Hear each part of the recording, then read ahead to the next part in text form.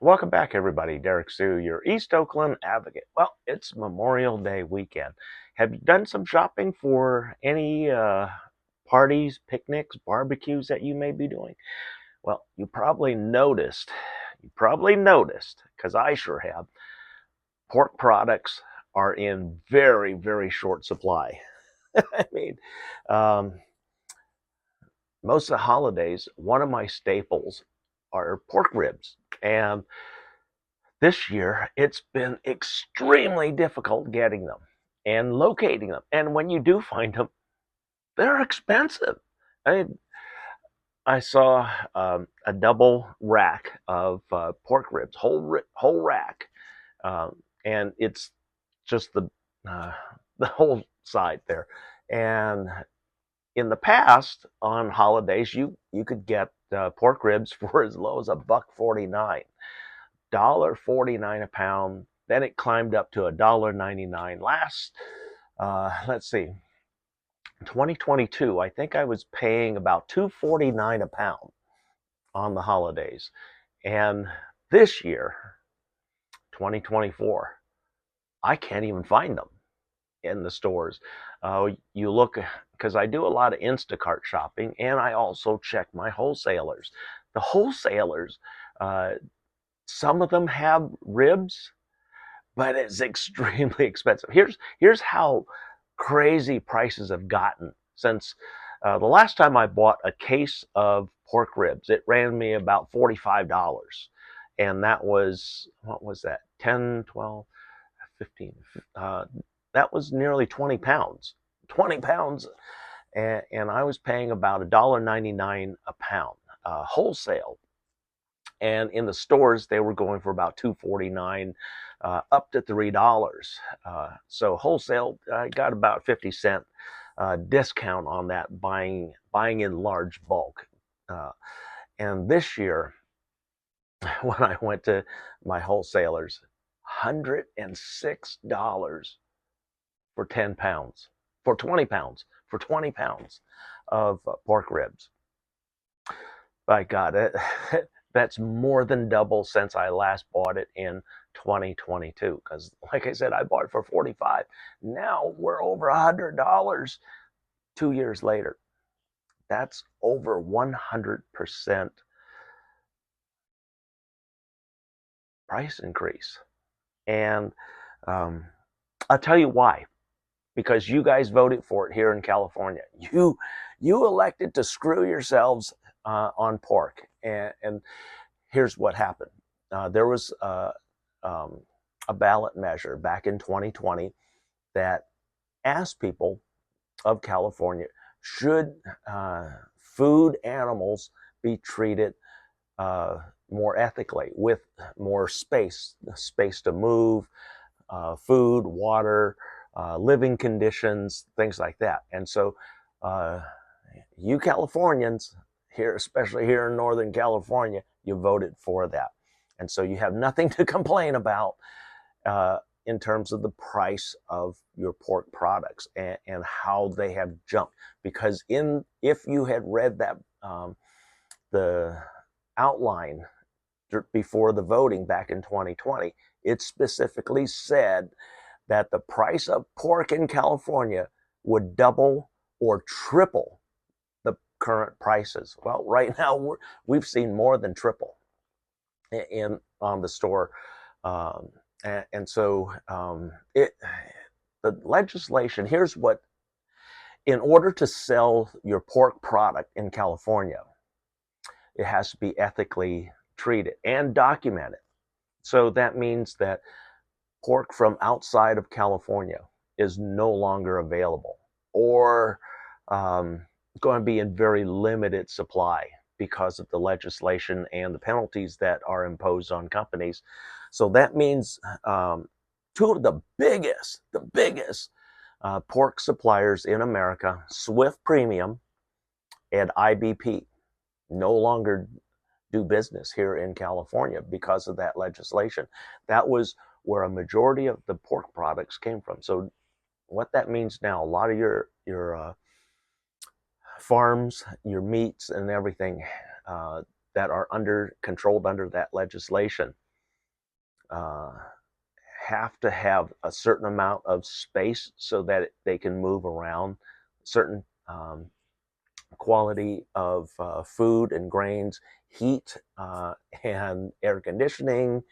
But the most important thing is movement and mobility. And that was the biggest thing of the legislation. And this has been going on since the 90s.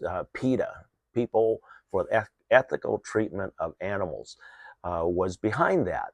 And they continue to be behind a lot of the things. And now you are experiencing how expensive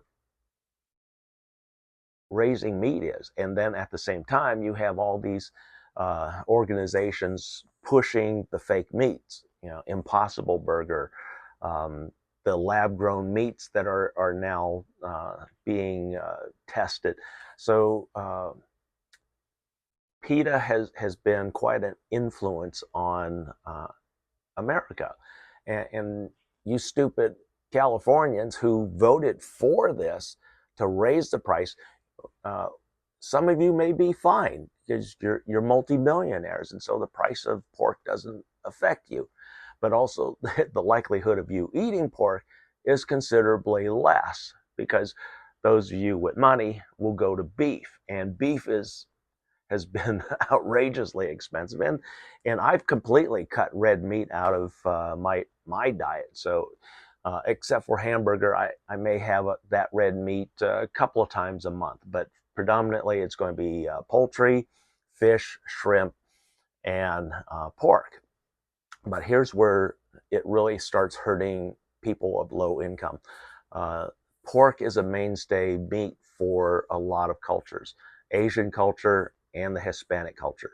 Um, we see that across the cooking uh, in the cultural uh, cuisines that are presented. So it's going to hurt a lot of low cost or low income families across America, and especially here in California and the Bay Area, because prices of everything is outrageous to begin with.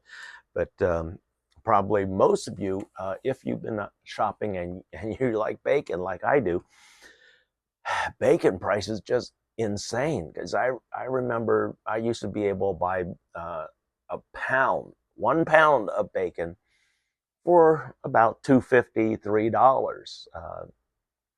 And that was, when I first became homeless.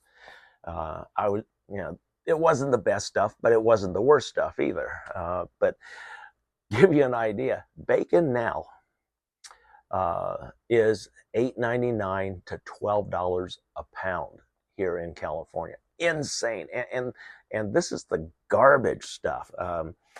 The bacon that's been coming in, it's so thin. Just peeling it and it pulls apart. There's nothing left to put on the grill because it all falls apart in your hands while you're trying to separate them out to put the individual strips on the cooking surface. So pork bellies, that's what that is. Price of pork belly futures is just insane here in California. It's good if you're making money and you're an investor on that. Not so much if you're paying the prices. So bacon, I just bought a special extra thick cut bacon, and it was about 2.5 pounds. And this ended up, actually it was 2 pounds, 24 ounces, because if you look on the package, the bacon manufacturers have cut 4 ounces off of your 1 pound of bacon. Look at it. It says 12 ounces now, no longer 16 ounces, 1 pound. Because I always grew up with 1 pound or 2 pounds on those boxes or the little cartons of bacon. And now it's only 12 ounces. So take a good look. You're paying a whole lot more and getting a quarter less. And on top of that, the bacon is so thin, it's like paper. You can read through it and it falls apart. And trying to find good quality bacon over the past few weeks is been very difficult. And buying this extra thick bacon, 2 pounds of it for $16. That's a lot. $16 for 2 pounds of bacon. that's that's substantial. That's substantial.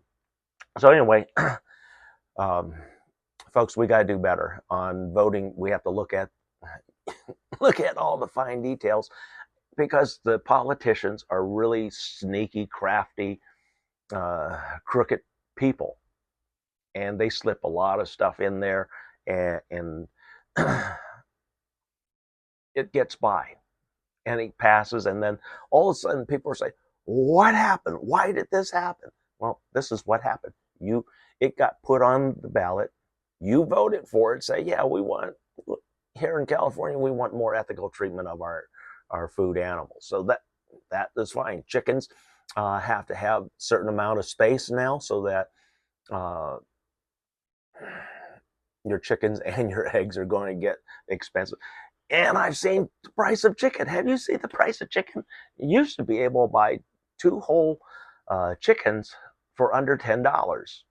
Now that it's $10 just for one bird, one chicken in the store, $1.99 a pound. And if that's a 5-pound bird, which is pretty average, 4 to 4.5 pounds, 5 pounds, that's a $10 bird. Yeah, everything's getting insanely priced here in California, and I've been working at trying to bring the cost of food down, and that's the whole point of my vertical farming and aquaculture creation that we're working on right now for the city of Oakland. This number one addresses the prices of food, because the price of the property, the fixturing and everything isn't insanely high like it is right now in the supermarkets. They have to pay, a lot of money for that store to be open and stocked. I mean, there's several $1,000,000 in a building like that, and then so we have to control the costs. And with businesses leasing and not owning their property, they can't control their costs, which is passed on to you, and you pay those rents, those high rents, electricity, and everything else, so that you can have those products locally. We're changing all of that with the vertical urban farming and aquaculture business. We are much more self-sufficient. We make our predominantly most of our own energy through solar and wind, and so there's a lot of ways that costs can be reduced, and that's what we're working on. But if you've been wondering why the insane high pork prices, and you can't even find a lot of pork products on in the stores now, that's why. Thanks for joining me today. Hopefully you can find some way to get some ribs or pork products for this holiday weekend. I'm looking around. I'm still trying to find something.